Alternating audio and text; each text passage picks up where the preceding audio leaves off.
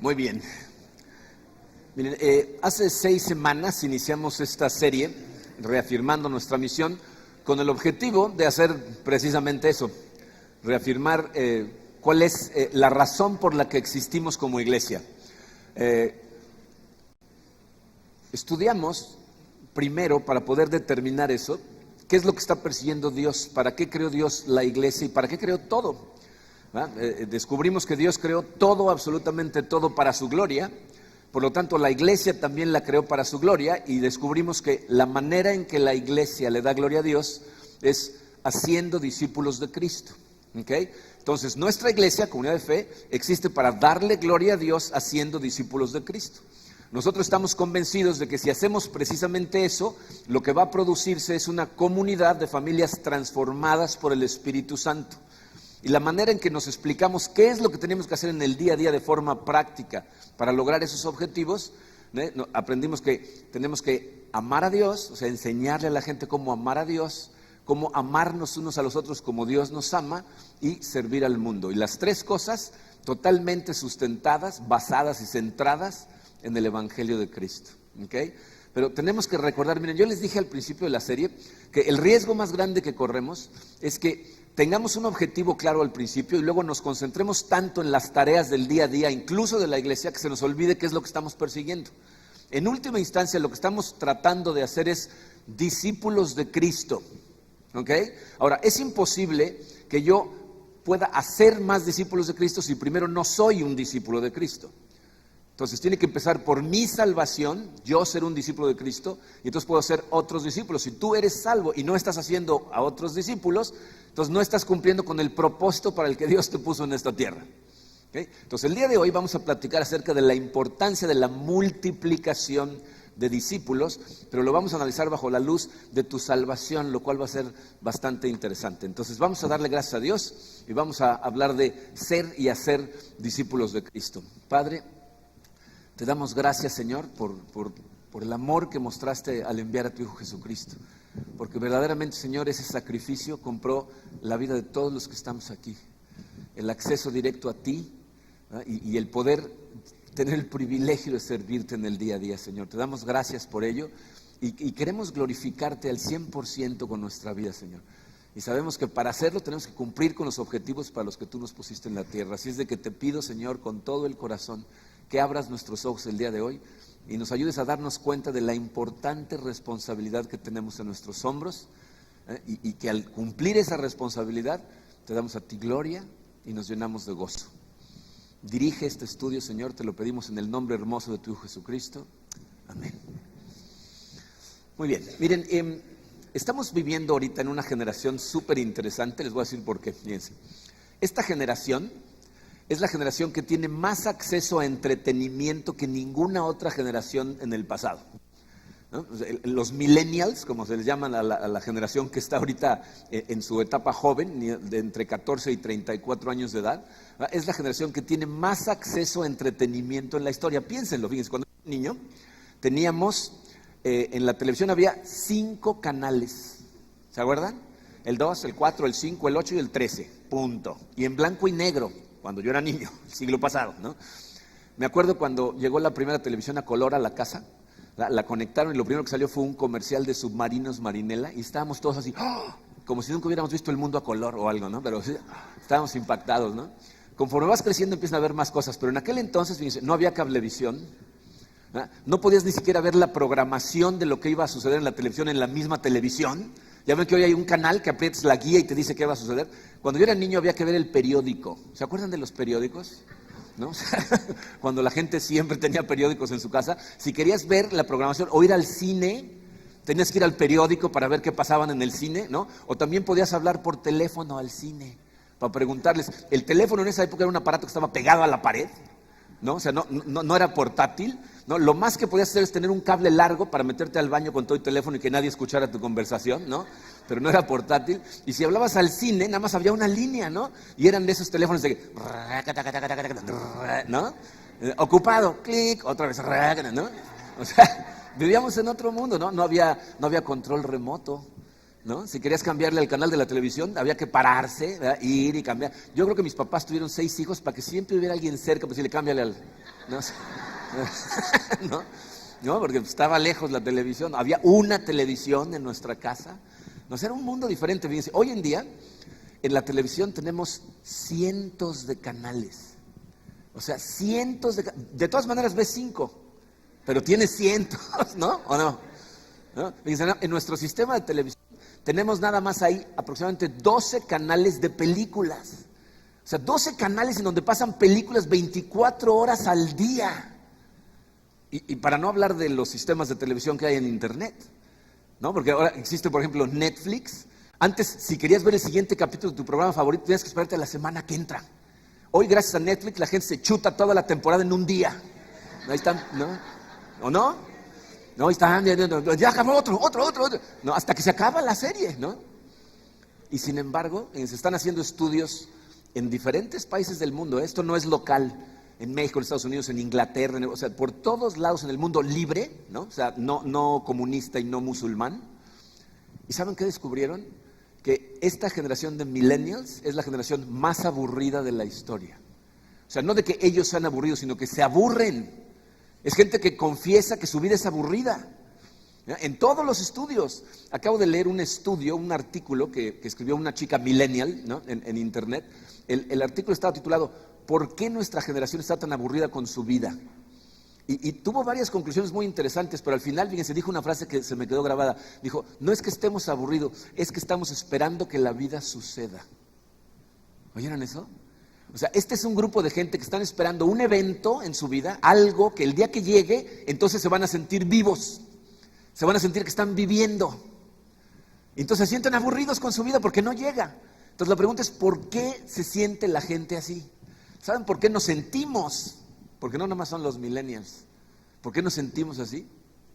Porque dentro de nosotros tenemos una necesidad de sentirnos parte de algo más grande. Tenemos escrita en el corazón la necesidad de sentirnos parte de una aventura, ¿no? De algo en lo que tenemos que sobreponernos a obstáculos y triunfar y sentirnos que estamos viviendo para algo más grande que nosotros mismos. Esa es la razón por la que la mayor parte de los hombres y muchas mujeres son tan atraídos a películas épicas, ¿no?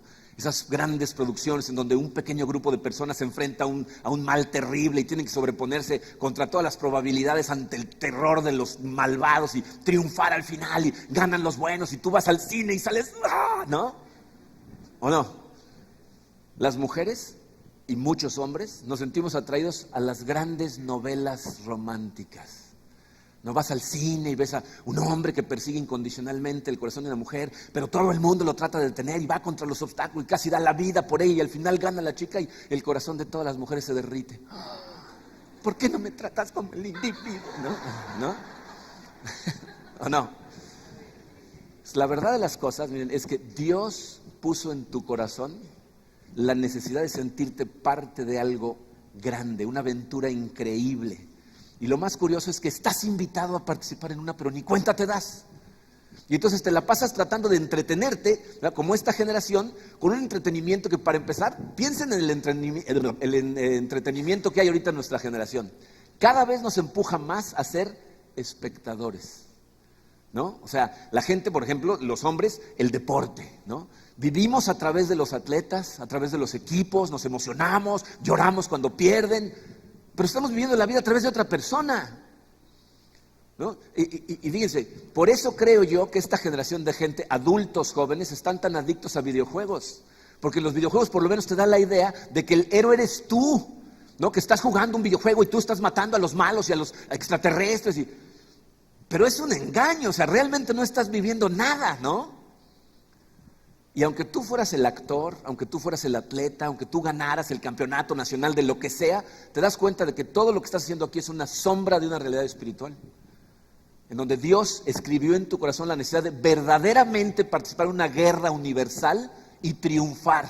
Y entonces sentirte vivo. Y esa es la razón por la que tantos de nosotros tenemos una vida totalmente aburrida. Y por eso la importancia de lo que hemos estado estudiando. De entender cuál es el propósito de la iglesia, porque el propósito de la iglesia es que participes en esa guerra, es que participes en esa aventura. Entonces, por eso el día de hoy vamos a hablar acerca de la importancia de participar en la multiplicación, en la extensión del reino de Dios. Y vamos a estudiarlo, fíjense, les puse en su programa, vamos a hablar de la salvación y sus implicaciones en la multiplicación. Te vas a dar cuenta cómo la salvación es el centro de la multiplicación, ¿verdad? Vamos a estudiar un pasaje en donde todo lo que hemos estudiado en los otros mensajes se va de repente a conectar, ¿verdad? Y de pasada va a revelar la fuente de nuestro aburrimiento. ¿Okay? Vamos a empezar, versículo 17. Pablo, escribiéndole a los Corintios, les dice: por lo tanto, si alguno está en Cristo, es una nueva creación. Lo viejo ha pasado, ha llegado lo nuevo. Fíjense, todo empieza con tu salvación, ¿no? O sea, la multiplicación evidentemente empieza para ti. O sea, tu participación en la multiplicación empieza cuando tú eres salvado. Y para ser salvado, hubo gente que estuvo involucrada en tu salvación. ¿Estás de acuerdo? O sea, una de dos, ¿no? O Dios puso a gente que mandó a tu vida, que empezó a poner un interés en ti, te empezó a hablar de Cristo, o puso en tu corazón el acercarte a ciertas personas que te empezaron a hablar de Cristo, ¿no? Y entonces te empiezas a acercar a Él. Y yo sé que cada uno de nosotros somos diferentes.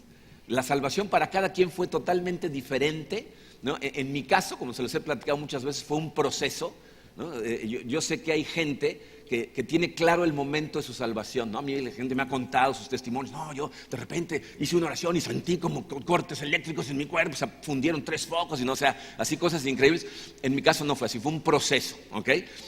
Hubo gente que se interesó en mí, un compañero de trabajo en Toshiba en Estados Unidos, se interesó en mí. Me invitó a una iglesia cristiana por primera vez en mi vida. Karin y yo fuimos juntos por primera vez, escuchamos hablar de Cristo. Cuando regresamos de Estados Unidos, mi hermana Lina, que también había entregado su vida a Cristo, empezó a hablarnos de Cristo. Doug Miller, fíjense, Doug Miller, que es el misionero que inició el compañerismo de Cancún, vio algo en mí que si sacas a Dios de la película es inexplicable. Íbamos pasando enfrente de su casa caminando Karina y yo, y le dijo a su esposa: mira, ese muchacho, él va a ser el pastor de la iglesia. Y Darla le dijo: pero tú ni lo conoces. No, pero él va a ser el pastor. Eso nos lo platicaron años después. ¿Qué vio? No tengo idea. Íbamos pasando. Y se interesó en nosotros y empezó a perseguirnos y empezó a trabajar en nosotros. Luego vino Terry Hendricks, que tuvo un interés especial en mí, me empezó a enseñar la Biblia, empezó a contestar mis preguntas. Un año de paciencia, escuchando mis objeciones y todas mis dudas y tratando de ponerle trampas, y el otro enseñándome. No, o sea, fue todo un proceso. Pero miren, esto es muy importante que lo escuches. El que salva es Dios. Él usa a su gente, pero el que salva es Dios. Tú no te salvaste a ti, tú no decidiste ser salvo, Él te salvó. Hay gente que dice: no, pero yo me levanté, hice una oración. Y sí. En el momento que decidiste levantarte es porque Dios ya te había salvado. Tú haces la oración como respuesta a la salvación de Dios, ¿no? Pero fíjense lo que dice ahí. Dice: si alguno está en Cristo, es una nueva creación. Y tienes que darte cuenta de que eso es lo que sucede. Fíjate, cuando a mí Dios me salvó, yo tenía un montón de preguntas, un montón de dudas en mi cabeza, ¿ok? Mi perspectiva, me di cuenta, empezó a cambiar, porque dice aquí: es una nueva creación. Yo me di cuenta que Dios me había salvado cuando me di cuenta que algo había cambiado en mi corazón. Yo no me acuerdo del momento preciso, pero recuerdo un momento en donde dije: aquí ya algo cambió. Porque antes de mi salvación, yo iba a buscar a la Biblia y estudiaba para ver qué estaba mal. Esa era mi intención. O sea, no, aquí algo está mal. Esto no puede ser cierto. Entonces estaba esperando a que algo que dijera la Biblia, ¿no? Esto está mal. Y después de mi salvación me di cuenta que ahora iba a leer la Biblia para ver en qué estaba mal yo. Eso fue un cambio total. ¿Se dan cuenta del cambio? O sea, cuando encontraba yo cosas difíciles, ya no decía: algo aquí está mal, sino decía: algo no estoy entendiendo. Esto es mi escaso entendimiento y no un error de la Biblia. O sea, había yo puesto mi confianza en el Dios del universo y sabía que esto que estaba aquí era infalible. Y si no lo entendía yo o me parecía algo incoherente, era porque yo no estaba comprendiendo. Y miren, es muy importante que desde este momento del mensaje empieces a ser honesto contigo. Porque si tú estás en esa circunstancia, significa que todavía hace falta algo en tu corazón que cambie para que Dios te haya tocado. Porque muchas veces la gente está sentada en esta sala y nada más está esperando a que yo diga algo, va a decir ¡ajaja! Y salirse. Ya no creo en esto y no me tengo que someter, no tengo que obedecer, porque ya encontré un error. Si ese es tu caso, necesitas acercarte a platicar con alguien, ¿ok? Pero bueno, dice: si alguno está en Cristo, es nueva creación. Y luego nos dice que suceden 2 cosas, para que te des cuenta de cómo funciona esto. Dice: lo viejo ha pasado, ha llegado lo nuevo. Entonces 2 cosas suceden. Lo pasado pasa, es decir, la persona que eras, todo lo que hiciste, todo lo que dijiste, todo lo que pensaste, se elimina, queda borrado. Y escúchame clarito, eso no significa que ya no tienes batallas, que ya no luchas contra tentaciones. Porque hay gente que se frustra cuando oye esa parte. Entonces acepto a Cristo y sigo luchando. Sí, sigues luchando, ¿ok? Pero fíjate, lo que cambia dramáticamente es tu posición ante Dios. Es decir, en el momento de tu salvación, Dios ahora te ve como justo, te ve como limpio, te ve como perfecto. Y eso es lo que cambia, ¿ok? Y obviamente no cambia por algo que tú hiciste, sino por algo que Jesús hizo. ¿No? Jesús murió en la cruz absorbiendo todos tus pecados, y entonces en el momento en que Dios te salva y pones tu fe en Cristo, ahora te ve como ve a Jesucristo. Y fíjense, de entrada, escuchen bien, de entrada, tus antiguos apetitos carnales empiezan a decrecer, de entrada. Pero van a seguir decreciendo en la medida que entiendas la segunda parte. La primera dice, lo viejo ha pasado. ¿Qué más dice? Lo nuevo ha llegado. Es decir, en el momento de tu salvación van a empezar a darse en ti nuevos apetitos, apetitos ahora espirituales, porque tu espíritu antes de que Dios te salvara estaba muerto. Y en el momento en que toca tu corazón, como que así de que clear, despierta tu espíritu, y entonces empiezas a tener apetitos espirituales. De pronto quieres saber más acerca de Dios, quieres entender más de lo que se está hablando, quieres leer la Biblia, quieres que alguien te explique. O sea, empiezas a tener apetitos, y en la medida que alimentas esos apetitos, siguen creciendo todavía más y siguen decreciendo los otros. ¿Se acuerdan de algo que hablamos la semana, en alguna de las semanas de esta serie, en donde empezamos a aborrecer el pecado? Empieza a aborrecer el pecado en ti. Digo, yo no sé si les pasó a todos o soy el único loco, pero miren, cuando yo era soltero, vivíamos en una época de libertinaje espantoso, ¿verdad? Que yo me levantaba el otro día en la mañana como si nada. ¿Verdad? No me sentía culpable, no pensaba que había hecho algo malo, al revés, hasta decía, qué padre vida tengo, ¿no? Y después de mi salvación, hacía yo, pero ni remotamente lo que hacía en esa época, y me levantaba sintiéndome sucio, culpable. Decía, ¿cómo puedo estar haciendo esto? De hecho, me avergonzaba el haber participado en esas cosas en mi juventud, ¿no? Empieza a aborrecer el pecado en ti, lo viejo pasa y lo nuevo empieza a crecer. Y entonces empiezas a acercarte más a Dios y a conocerlo mejor, y explota en ti aquello de lo que hablábamos cuando hablábamos de adorar a Dios. Empiezas a decir, gloria a ti, Señor, que siendo quien era, me salvaste. Y empiezas a transformarte. Y miren, yo sé por experiencia que los viejos patrones de comportamiento son difíciles de exterminar. ¿Alguien se identifica? O sea, eres salvo y de entrada eliminar esos hábitos que traes arraigados son difíciles de cambiar. Y por eso la importancia de vivir en comunidad, de vivir rodeado de gente que va en la misma dirección que tú, que te aman, que te ayudan, que te apoyan, que te confrontan, ¿verdad? Pero que también celebran contigo las victorias, te permiten luchar bien tus batallas. Pero lo primero que te tiene que dar claro es esto. Dice su programa, cuando Cristo te salva, te conviertes en una persona diferente. ¿Ya? Dice, si alguno está en Cristo, es una nueva creación. Cuando toca tu corazón, algo cambia. Si tú sigues sintiéndote exactamente igual y no sientes ningún remordimiento por nada que haces, no ha cambiado y necesitas acercarte a hablar con alguien. ¿Ok? Pero bueno, acuérdense que estamos hablando de multiplicación. Gente a tu alrededor se interesó en ti, empezó a hablarte a ti, hasta que te acercaste a Cristo y Cristo te salvó. Pero si lo piensas, obviamente, esta gente que se acercó a ti, también tuvo gente en su vida que hizo lo mismo, ¿estás de acuerdo? Pues esto se trata de un grupo de personas que históricamente han estado haciendo algo. Y eso es lo que dice el versículo 18.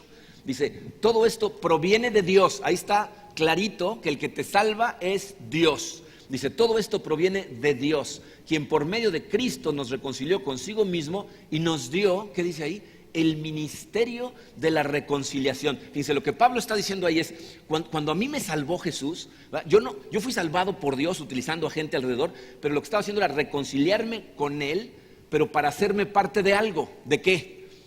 Llámale como quieras, la iglesia, el cuerpo de Cristo, la familia en Cristo, pero Dios te salvó para que pasaras a formar parte de algo, y a ese algo le dio un trabajito, ¿no? El ministerio de la reconciliación. Nosotros como iglesia, todos recibimos de Dios el ministerio de la reconciliación. En otras palabras, Dios te salva, te libera de la esclavitud, pero no para que ahora vivas para ti, sino para que continúes con el ministerio de la reconciliación. Y esto nos lleva a analizar algo que, miren, también es importante que lo veamos despacito, porque confunde a mucha gente.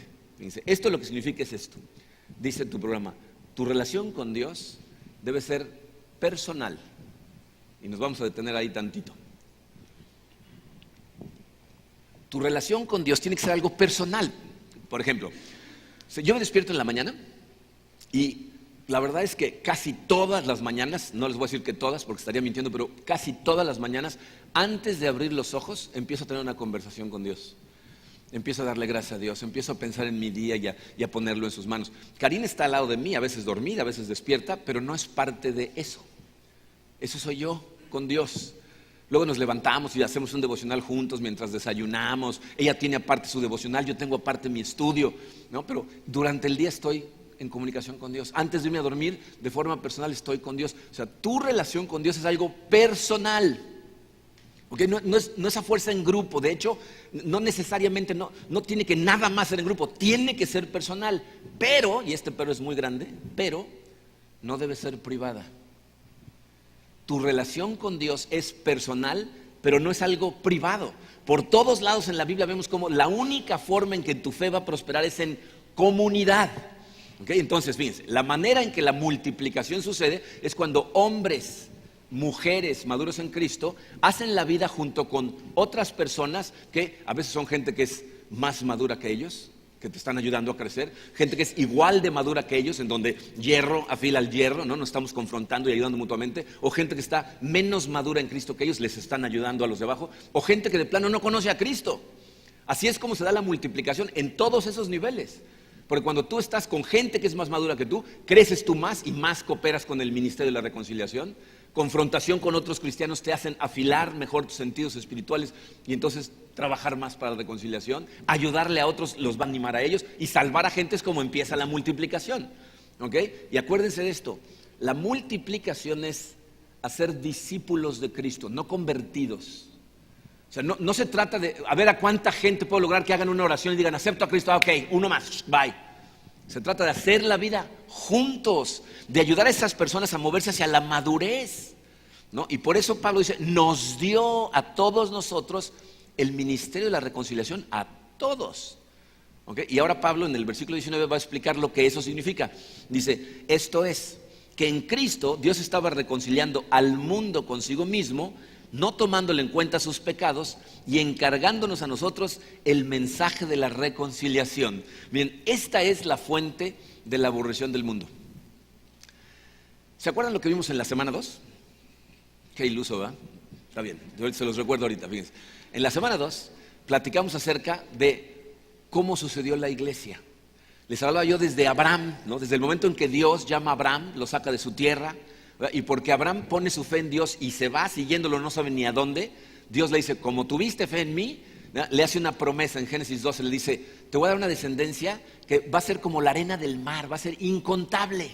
¿Okay? Y a través de tu descendencia voy a bendecir a todas las familias de la tierra, los voy a mandar con el mensaje de la reconciliación a toda lengua, tribu, país, a todo el mundo, te voy a mandar a tu descendencia, va a llevar el mensaje de la reconciliación. Y entonces Abraham tiene a Isaac, tiene a Jacob, Jacob se convierte en Israel, ¿no? Tiene como conejo 12 hijos, luego se van a Egipto, ahí se multiplican todavía más, salen, caminan por el desierto, entran a la tierra prometida, se establece el pueblo de Dios, todos los profetas están anunciando la llegada del Mesías, ¿no? Que va a venir a traer el mensaje de reconciliación de Dios. Juan el Bautista anuncia la llegada de Cristo, llega Jesucristo y al final de su ministerio, ¿qué hace Cristo?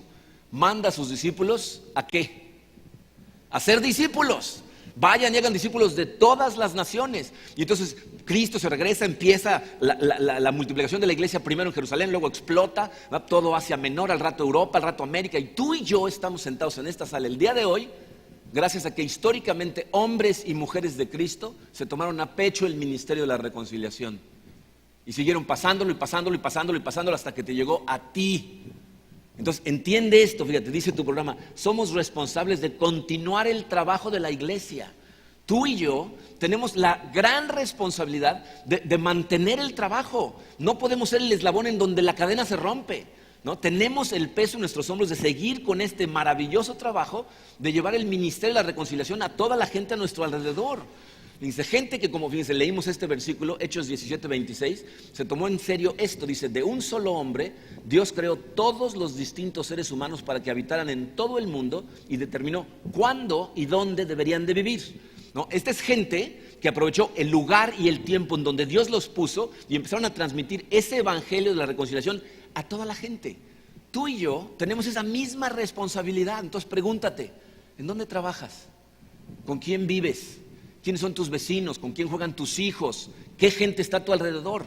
Porque Dios, ahí donde estés, te puso para hacer precisamente eso. Donde naciste, ¿verdad? En la familia que te dio. Y miren, hay gente que me dice, no, pero a mí Dios, la verdad es que me puso en una familia, pero me rechazaron. Yo creo que esto fue un error, ¿no? Porque terminé siendo educado por otra familia. Dios te puso en donde Él quería. A lo mejor tu mamá se sorprendió cuando naciste. A lo mejor vio la prueba de embarazo y casi se desmaya, ¿ok? Pero a Dios no lo sorprendió. No naciste y Dios dijo, ¿y este qué hace ahí? Él te puso en el lugar en donde te quería poner a propósito. Ahí te quería y ahí te da el ministerio de la reconciliación. Y miren, todo lo que pasó en la iglesia desde Abraham hasta donde estás sentado es la gran aventura en la que Dios te está invitando a participar. Es una guerra en la que hay malos y hay buenos, y el malo es malo. Y hay muchos enemigos que en este momento tienen el control de la mayor parte del mundo. Y nosotros vamos luchando corazón por corazón por corazón para extender el reino de Dios. Cuando decimos vamos a extender el reino, no estamos hablando de geografía. Estamos hablando del corazón de la gente, que es donde vive el Espíritu Santo. Y estás invitado a participar en esto. Es una increíble aventura. Puedes dejar de ver Salvando al Soldado Ryan 3 veces al año para sentirte que estás vivo y participar en la verdadera guerra a la que estamos invitados. Todo lo que tienes que hacer es jugar, participar, entrar al juego. Y de hecho, miren, esto ni siquiera es una sugerencia, porque fíjense cómo terminan los versículos 20 y 21. Dice, así que somos embajadores de Cristo, como si Dios los exhortara a ustedes por medio de nosotros. En nombre de Cristo les rogamos que se reconcilien con Dios. Al que no cometió pecado alguno, por nosotros Dios lo trató como pecador para que en él recibiéramos la justicia de Dios. Ese es el ministerio de la reconciliación, pasar ese mensaje. Pero ¿se fijaron el título que nos dio? Dice, ustedes son embajadores de Cristo. ¿Se dan cuenta de lo que está diciendo? Dice, ¿qué es un embajador? Es una persona que en otro país representa la autoridad del país de donde viene, ¿no? ¿Te das cuenta de lo que te está diciendo? Miren, me imagino que todos vieron las noticias acerca del desgarriate que armaron 3 nadadores norteamericanos en Brasil en las Olimpiadas. ¿Leyeron las noticias? Estos nadadores, cuyo cabecilla era el más famoso de los 3, Ryan Lochte, salieron a las noticias diciendo que los habían asaltado, que un grupo de hombres vestidos de policías habían detenido su taxi, les habían puesto una pistola en la cabeza y les habían pedido sus pertenencias.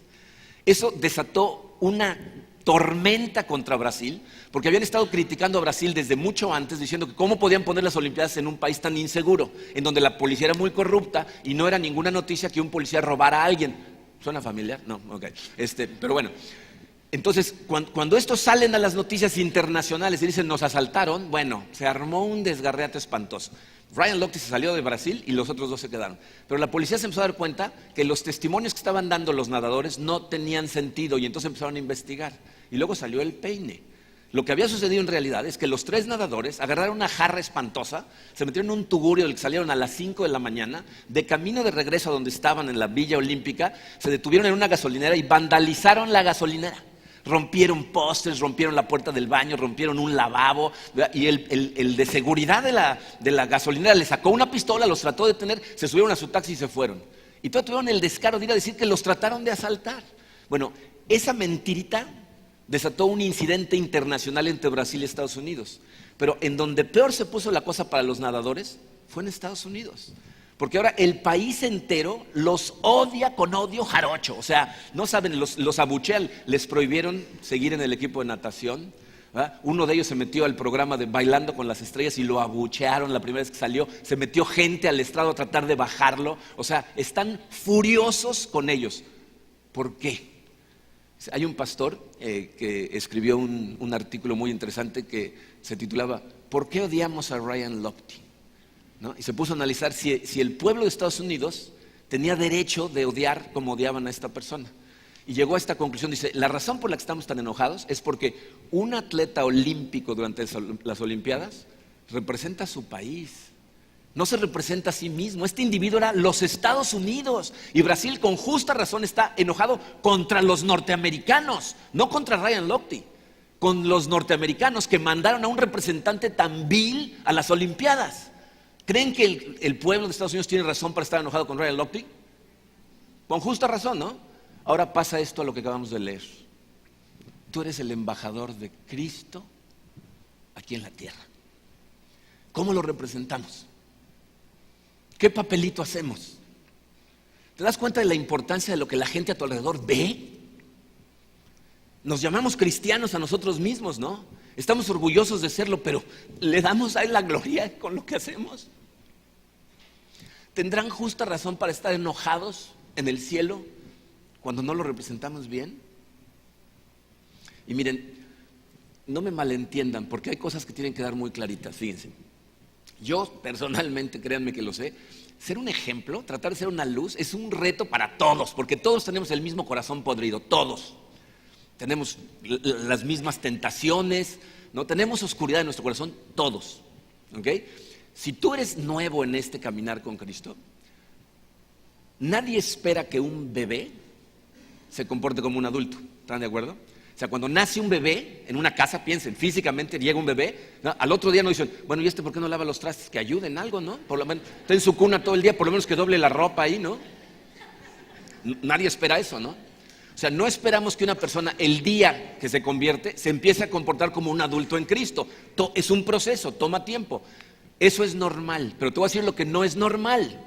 Lo que no es normal es que el bebé llegue a los 17 años y siga acostado en la cuna sin hacer nada. ¿Están de acuerdo? Papá, ¿me abrochas los zapatos? Mijito, ya tienes 17 años, ya es hora de que aprendas tú, ¿no? O sea, tienes que ayudarles a ir madurando. Y por eso la importancia de las cosas que estamos hablando. Porque miren, yo sé que hay gente que está tomando algunas de las cosas que estoy diciendo mal. Les molesta que diga ciertas cosas. ¿Ah? Pero si tú piensas que cuando yo te digo, mira, tienes que servir, es porque quiero más manos en la iglesia. O cuando te digo, tienes que conectarte, es porque quiero que la iglesia se vea más grande. O cuando te digo, diezmen, ofrenden, es porque necesito tu dinero. Si no te das cuenta que esto es por tu bien y no por el mío, entonces estás malentendiendo el mensaje totalmente. Te voy a decir por qué. Fíjate, si tú no conectas y no sirves, no vas a crecer. O sea, esto es tajante, la Biblia es muy clara. Parte de tu crecimiento es conectarte con la gente y cuando empieza a crecer, se derrama sirviendo. Si tú no estás sirviendo, se ve que no estás creciendo. Es evidente. Es como un bebé que no crece, es una tragedia, ¿no? Cuando un bebé no crece, dices, algo está mal, ¿no? Bueno, cuando una persona pasa mucho tiempo en la cuna, dices, algo está mal. Entonces, si no te conectas, no sirves, entonces no creces. Si no creces, es imposible que des un buen testimonio. Porque crecer significa literalmente parecerte cada vez más a Cristo. Entonces, si no estás creciendo, no te estás pareciendo cada vez más a Cristo y tienes un mal testimonio. Y por lo tanto, no puedes ayudar a otros. Y si no puedes ayudar a otros, significa que no estás cumpliendo el propósito para el que te pusieron en esta tierra. Y lo más triste de todo es que es probable que ni siquiera te des cuenta de lo que está en juego.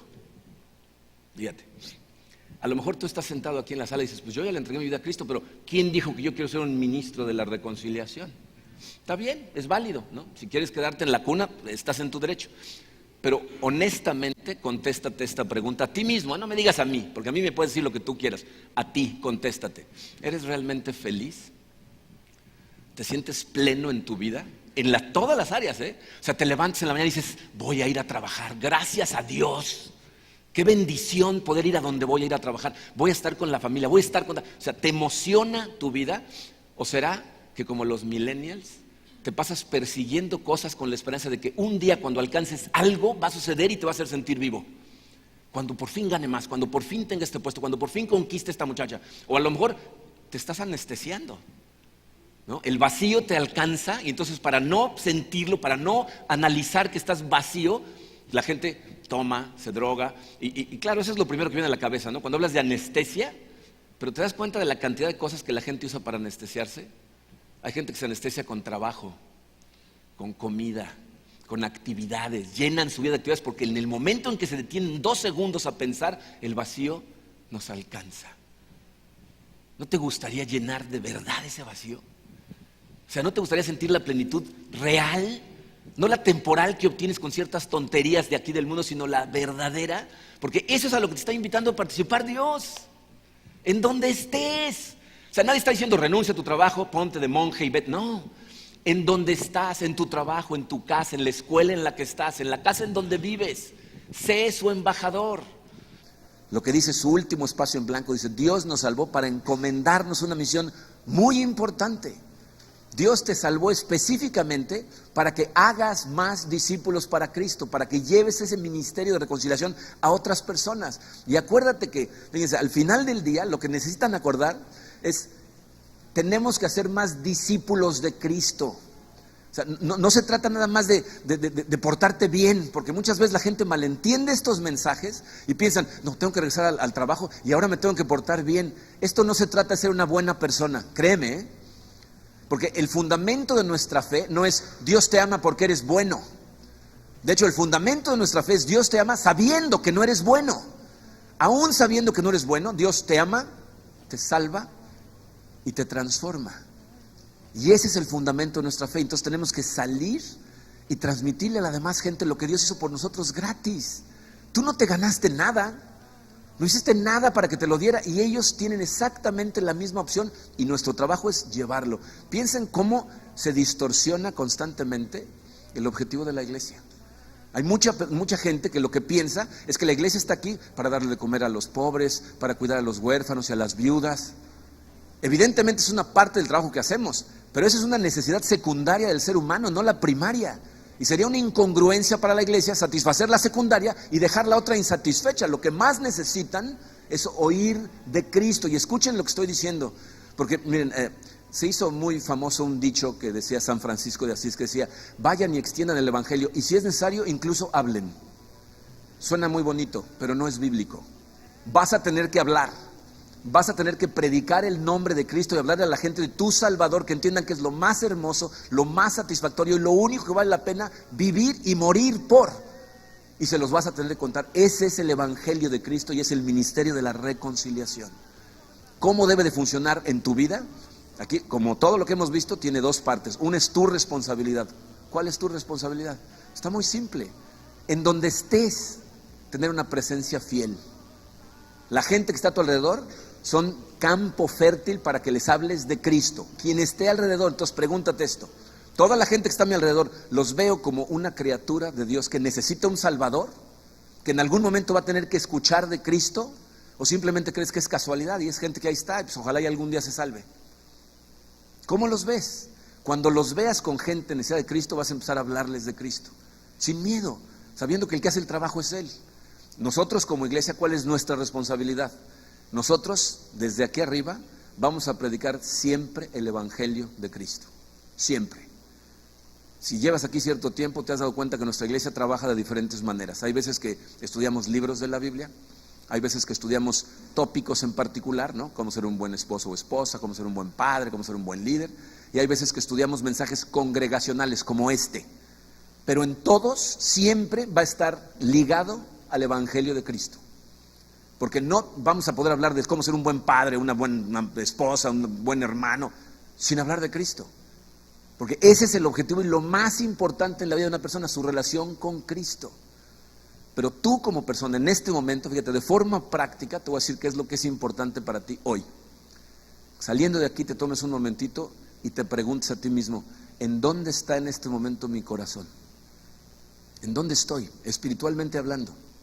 Dice, para que lo vean de forma muy gráfica, yo veo la vida cristiana como un deporte que se juega dentro de un estadio. Y hay 4 tipos de personas. Hay gente que está fuera del estadio y ni siquiera se entera qué está pasando en el estadio. Está viviendo la vida en el día a día, haciendo su vida, persiguiendo la chuleta todo el día, ¿no? Piensan que eso es lo más importante y ahí están afuera. Hay gente que está adentro del estadio pero está en las tribunas. Están viendo el juego jugarse y están emocionados, les gusta lo que escuchan, no son cosas muy interesantes, parte de eso lo puedo aplicar en mi vida, ¿no? Pero están viendo, ¿no? Entonces, nada más están emocionados por lo que están viendo. Luego, hay otras personas que ya se bajaron al campo, pero cuando llegaron al campo les empezaron a temblar las rodillas. Y entonces pensaron, pero yo no me puedo meter a jugar, no sé lo suficiente, tengo muy poco tiempo, si me preguntan y no sé qué decir, y aparte con el testimonio que tengo, y entonces se sientan en la banca, por si me necesitan, aquí estoy, ¿no? en la banca. Y hay gente que está en el juego, luchando, ¿verdad?, en la línea de batalla, tratando de ganar corazones para Cristo. Y esa gente es la gente que es más plena, que es un gozo, que tiene circunstancias igual de complicadas que todo mundo, pero está viviendo la vida y se siente pleno y le da gracias a Dios. ¿Y saben qué es lo curioso? La gente que está en el campo voltea a ver a los demás, a los que están en la banca y en las gradas, y se preguntan, ¿por qué no se meten? Esto es increíble, esto es maravilloso, ven, bájate. Y los otros dicen, no, pero no sé qué hacer, ¿no? Entonces, la pregunta es, ¿en dónde estás?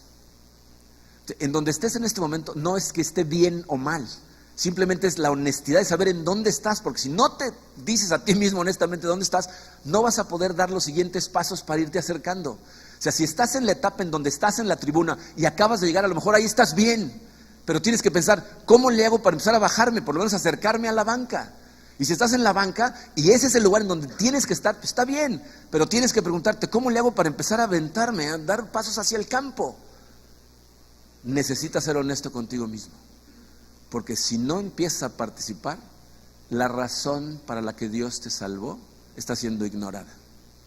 No estás cumpliendo con tu propósito y ni le das gloria a Dios, ni te llenas de gozo. Y vas a seguir con ese aburrimiento en tu corazón y lo vas a tratar de llenar con cualquier tontería de este mundo, en lugar de participar en la gran aventura que es extender el reino de Dios. Así es de que la invitación de Dios es, juega, bájate a jugar. Y es la misma invitación que les hacemos a todos aquí. Vamos a orar. Padre, te damos gracias, Señor, por todas las cosas que hemos aprendido en esta serie. Te doy gracias por cada una de las personas que están sentadas en esta sala, Señor. Yo sé que estamos en lugares diferentes, en momentos espirituales diferentes, y que tú eres el que está haciendo el trabajo, Señor. Y nosotros simplemente tenemos que poner la disposición. Te pido por cada uno de ellos, Señor.